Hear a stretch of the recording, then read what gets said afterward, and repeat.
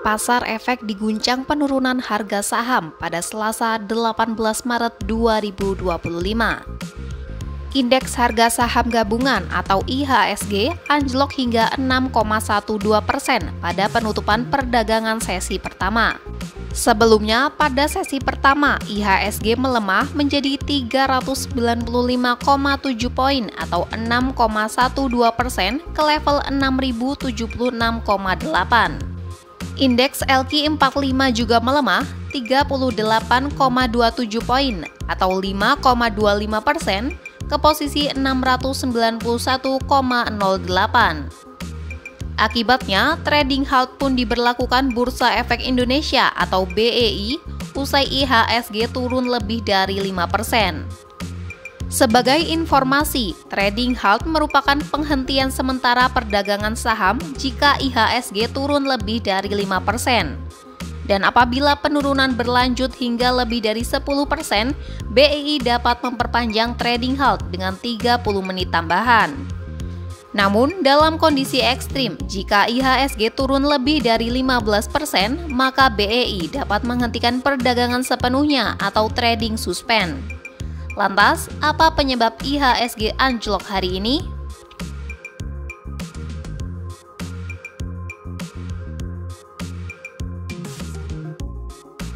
Asosiat Direktur Pilarmas Investindo Sekuritas Maxilianus Nikodemus mengatakan beberapa faktor turut memengaruhi pelemahan IHSG.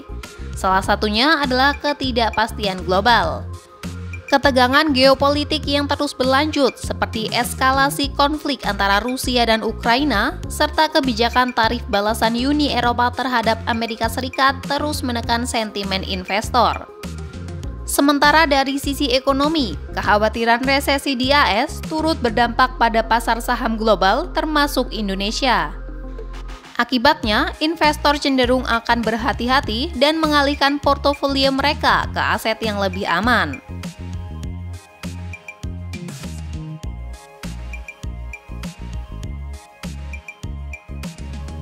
Selain faktor global, faktor di dalam negeri juga turut mempengaruhi melemahnya IHSG.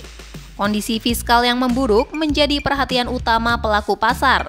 Salah satunya adalah penerimaan negara yang mengalami penurunan hingga 30% yang menyebabkan defisit APBN semakin melebar.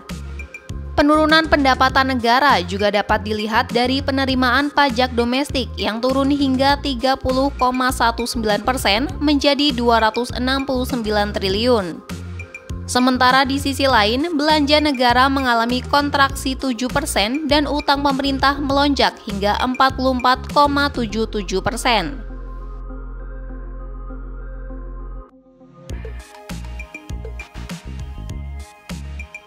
Ketidakpastian ekonomi membuat investor mulai mengalihkan dana mereka ke instrumen yang lebih stabil.